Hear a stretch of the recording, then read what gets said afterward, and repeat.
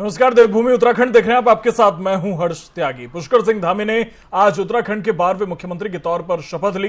राज्यपाल lieutenant general Gurmeet Singh ने पुष्कर सिंह धामी को पद और गोपनीयता की शपथ दिलाई। उत्तराखंड में यह पहली बार हुआ कि जब किसी मुख्यमंत्री को लगातार दूसरी बार अवसर दिया गया है।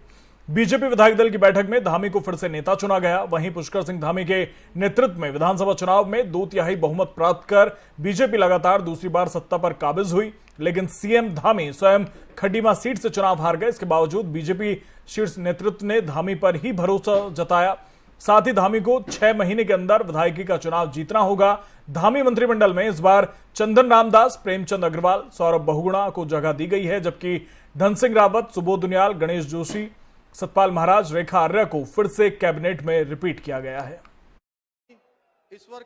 मैं पुष्कर सिंह धामी ईश्वर की शपथ लेता हूं कि मैं विधि द्वारा स्थापित भारत के संविधान के प्रति सच्ची श्रद्धा और निष्ठा रखूंगा।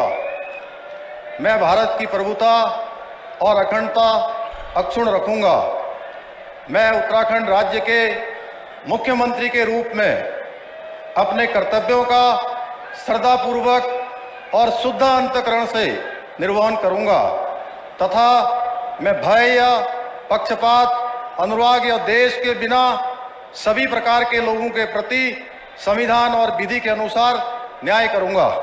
मैं पुष्कर सिंह धामी ईश्वर की शपथ लेता हूं कि जो विषय उत्तराखंड राज्य के मुख्यमंत्री के रूप में मेरे विचार के लिए लाया जाएगा अथवा मुझे ज्ञात होगा, उसे किसी व्यक्ति या व्यक्तियों को तब के सिवाय जबकि ऐसे मुख्यमंत्री के रूप में अपने कर्तव्यों के सम्यक निर्वहन के लिए ऐसा करना अपेक्षित हो, मैं प्रत्यक्ष अथवा अप्रत्यक्ष रूप से संसूचित या प्रकट नहीं करूंगा। पुष्कर सिंह धामी ने लगातार दूसरी बार उत्तराखंड के मुख्यमंत्री के रूप में शपथ ली। शपथ लेने के बाद उन्होंने कहा कि कल 24 मार्च को पहली कैबिनेट मीटिंग होगी। आगामी दशक उत्तराखंड का होगा और हम इसे ऐसा करने के लिए दृढ़ हैं। हम अपने राज्य के विकास के लिए आज से काम करना शुरू कर देंगे।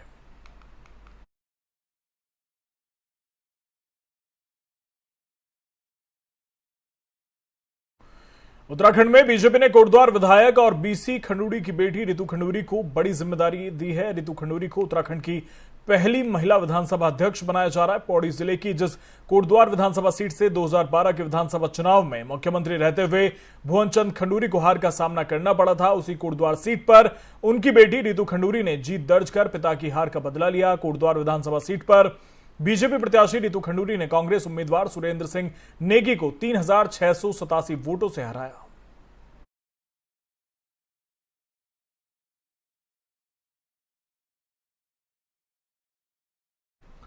अंतर्राष्ट्रीय हिंदू परिषद के प्रदेश अध्यक्ष डॉक्टर राजीव महाजन के नेतृत्व में गदरपुर स्थित उनके कार्यालय में एक बैठक का आयोजन किया गया, जिसमें राष्ट्रीय बजरंग दल के सैकड़ों कार्यकर्ताओं के साथ साथ महिला कार्यकर्ता भी मौजूद रहीं। आपको बता दें कि राष्ट्रीय बजरंग दल के कुछ कार्यकर्ता हाल ही में संगठन को छोड़ते हुए अंतर्राष्ट्रीय हिंदू परिषद के प्रदेश अध्यक्ष डॉक्टर राजीव महाजन के खिलाफ बयानबाजी कर रहे थे और इसके बाद उन कार्यकर्ताओं को जवाब देने के लिए इस बैठक का आयोजन किया गया है। इस दौरान डॉक्टर महाजन ने कहा कि हम हिंदूवादी संगठन चलाते हैं और हिंदुओं को साथ लेकर चलते हैं और जिन कार्यकर्ताओं को काम नहीं करना वो अगर चले जाएं तो हमें कोई फर्क नहीं पड़ता है। प्रभु की एक प्रक्रिया होती है, जो काम नहीं करता, जो बातें ज्यादा करता है, वो स्वयं ही संगठन से कट जाता है। ये जिनकी आप बात कर रहे हैं पहले संगठन से अपने आप कट चुके हैं। हमें किसी को हटाने की आवश्यकता नहीं है। जो काम संगठन का हिंदुत्व का नहीं करेगा, बड़बोलापन करेगा, कथित राजनीतिक दलों का झंडा उठाएगा, ऐसे कार्यकर्ता की हमको आवश्यकता ही नहीं है। हमें तो हिंदू समाज का काम करने के कार्यकर्ताओं की आवश्यकता है। ऐसे कार्यकर्ताओं से दूर रहना चाहिए। उसके बारे में एक बात मैं और कहना चाहता हूँ। हाथी चलता है ना, हाथी मदमस्त चाल चलता है और पीछे कौन भौंकते रह जाते हैं? श्वान। मैं नाम दूसरा नहीं लूंगा। श्वान को ब्रैकेट में क्या कहते हैं हिंदी में? वो भौंकते रह जाते हैं लेकिन हाथी चलता रहता है। हम सब लोग हाथी की चाल चल रहे हैं। कोई कुछ भी कर लेगा। भगवान प्रभु श्री राम का काम कर रहे हैं। मैं आपको गारंटी से कह सकता हूँ, किसी की हिम्मत नहीं है जो हमारे संगठन को पीछे करने का सोच। अत्याचार बढ़ता चला जा रहा। हम महिलाएं हम ये सोचते हैं कि हम हिंदू धर्म को एक साथ लेके संगठन बना के चले। कोई परेशानी नहीं आने देंगे। जहाँ भी होंगे शेर की तरह दराड़ के खड़े होंगे। कोई हमसे कितना लाख का है, लेकिन हम उसकी बातों में नहीं आएंगे कि ये ऐसा नहीं है। बाजपुर में भारतीय किसान यूनियन से जुड़े किसानों ने खेतों में लगे ट्यूबवेल का विद्युत बिल अधिक आने से आक्रोशित होकर विद्युत विभाग के अधिशासी अभियंता का घेराव किया। इस दौरान किसानों ने विद्युत बिल को कम कराने की मांग की। वहीं अधिशासी अभियंता ने किसानों को बिल सही कराने का आश्वासन दिया।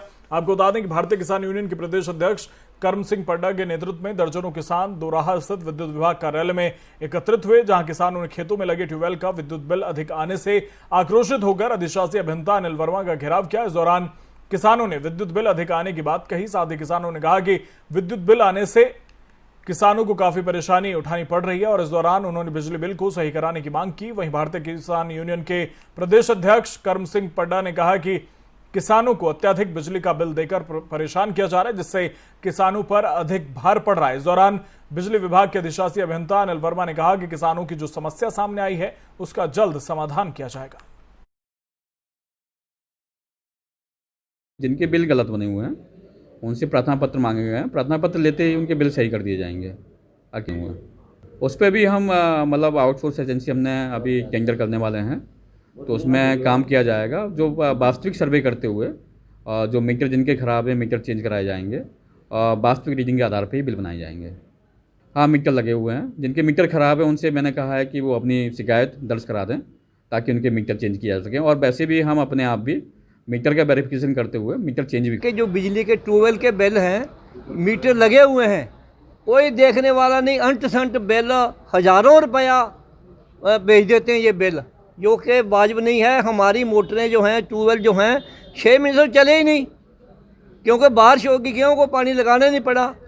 तो इसलिए हम आए हैं एक्शन साहब के पास कि ये बिल जो हमारे अंट संट हैं इनको ठीक करो, इनको बिलों को।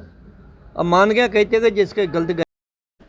फायर सीजन से निपटने के लिए कालसी वन विभाग ने कमर कस ली है। कालसी वन विभाग के अंतर्गत विभिन्न रेंज में 26 क्रू स्टेशन बनाए गए हैं। विभागीय स्तर पर जंगलों में आग की घटनाओं पर अंकुश की पूरी तैयारियां कर ली गई हैं। आपको बता दें कि स्टेशन पर 8 से लेकर 10 कर्मचारी तैनात हैं।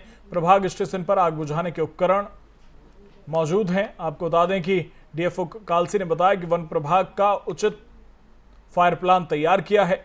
इसमें 26 क्रू स्टेशन बनाए हैं। प्रत्येक स्टेशन पर 6 से 8 कर्मचारी तैनात रहते हैं। अगर कोई आगजनी की सूचना मिलती है तो तैनात कर्मचारी स्थानीय ग्रामवासियों के साथ आग बुझाने का काम करते हैं। कालसी वन प्रभाग कर्मचारी राज्य में मुस्तैद हैं और वनों की आग से निपटने के लिए इनकी आधुनिक वनाग्नि इन दिनों वन प्रभाग रेंज में सड़क किनारे पेड़ों से गिरे पत्तियों पर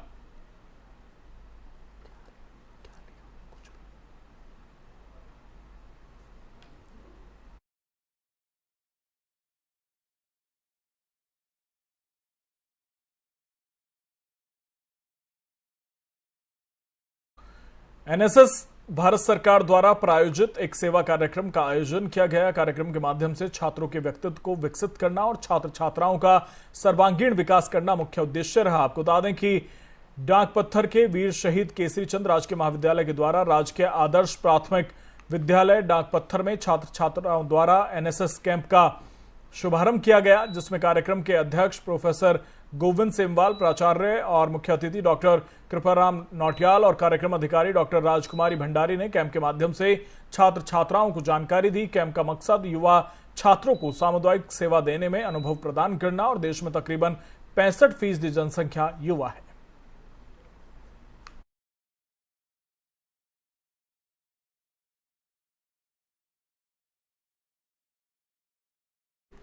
स्वच्छ भारत अभियान के तहत नगर के मुख्य बाजार में नगर पालिका के सौजन्य से कूड़ादान वितरित किए गए। पालिका चेयरमैन हरीश दुबे ने बाजार के दुकानदारों से डस्टबिन का उपयोग करने की अपील की। उन्होंने सभी दुकानदारों से कहा कि प्रत्येक दुकानदार कूड़ा डालने के लिए कूड़ेदान का उपयोग करे। सभी दुकानदार प्रतिबंधित पॉलिथीन का उपयोग ना करें और प्रत्येक दुकान में डस्टबिन का प्रयोग किया जाए। नगर पालिका अधिशासी अधिकारी प्रियंका आर्य ने कहा कि स्वच्छ भारत अभियान के तहत सभी दुकानदारों को डस्टबिन वितरित किए जा रहे हैं। उन्होंने कहा कि प्रत्येक दुकानदार को 2-2 कूड़ेदान दिए जा रहे हैं और सभी दुकानदार गीला कूड़ा और सूखा कूड़ा अलग अलग डस्टबिन में डालें। पालिका द्वारा सभी कूड़े को अलग अलग उठाया जाएगा। अपने देश और प्रदेश को स्वच्छ बनाने के लिए प्रत्येक नागरिक की भागीदारी आवश्यक है।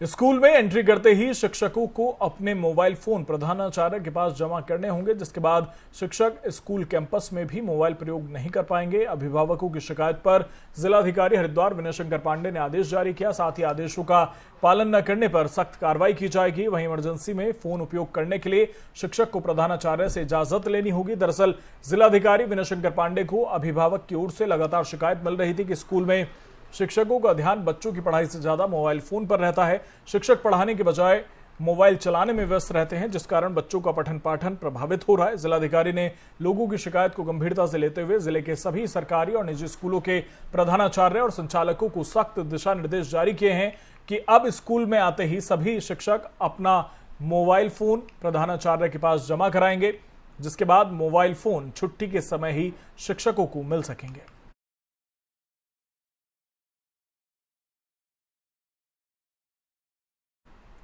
उत्तराखंड के सभी इलाकों में बुधवार सुबह से ही चटक धूप खिल रही है। वहीं लगातार चढ़ते पारे की वजह से बढ़ रही गर्मी लोगों के पसीने छुड़ा रही है। मौसम विभाग के अनुसार बुधवार को प्रदेश में मौसम शुष्क रहेगा। मौसम विज्ञान केंद्र के मुताबिक आज प्रदेश के ज्यादातर क्षेत्रों में मौसम शुष्क रहेगा और चटक धूप खिलने से तापमान में बढ़ोतरी की भी संभावना है। अब बात करते हैं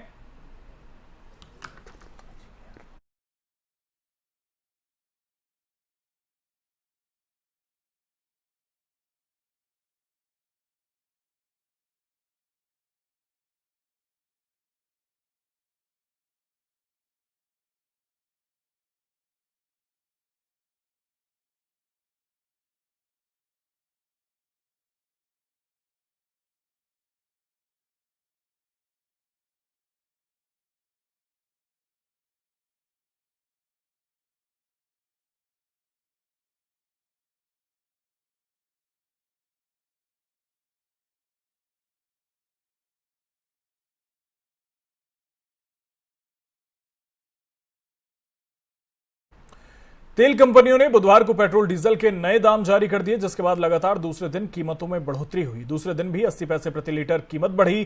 पहले से ही संभावना जताई जा रही थी कि रूस यूक्रेन युद्ध के बीच पेट्रोलियम कंपनियां रेट बढ़ा सकती हैं। देहरादून में डीजल 88 रुपए 93 पैसे प्रति लीटर तो पेट्रोल 95 रुपए 54 पैसे प्रति लीटर बिक रहा है। वहीं थोक उपभोक्ताओं के लिए डीजल कीमत में 25 रुपए प्रति लीटर की बढ़ोतरी पहले ही कर दी गई थी।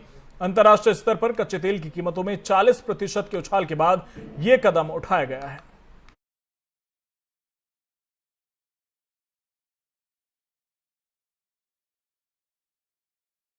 प्रदेश में चारधाम यात्रा को देखते हुए परिवहन विभाग भी इसकी तैयारियों में जुट गया है। इसके लिए चारधाम यात्रा मार्ग पर 6 अस्थायी चेकपोस्ट खोलने की तैयारी है। ये चेकपोस्ट भद्रकाली, तपोवन, कुठाल गेट, डामटा और बद्रीनाथ और केदारनाथ मार्ग पर खोली जानी प्रस्तावित है। यहां राज्य के बाहर से आने वाले यात्रियों के वाहनों के दस्तावेजों की जांच की जाएगी और जरूरत पड़ने पर इन्हें सहायता भी उपलब्ध कराई जाएगी। प्रदेश में चारधाम यात्रा 3 मई से शुरू हो रही है। इसके लिए परिवहन विभाग अभी से तैयारियों में जुट गया है। इस बार पर्वतीय क्षेत्र में जाने वाले सभी वाहनों का ग्रीन कार्ड और ट्रिप कार्ड बनाना अनिवार्य किया गया है। वाहनों में एलपीजी सिलेंडर रखने पर रोक है। बावजूद इसके देखने में आया है कि कई वाहन स्वामी इसका अनुपालन नहीं करते। ग्रीन कार्ड ऑनलाइन बनने के बाद इन नियमों का अनुपालन सुनिश्चित करने के लिए ऐसे वाहनों की जांच अस्थायी चेक पोस्ट पर की जाएगी।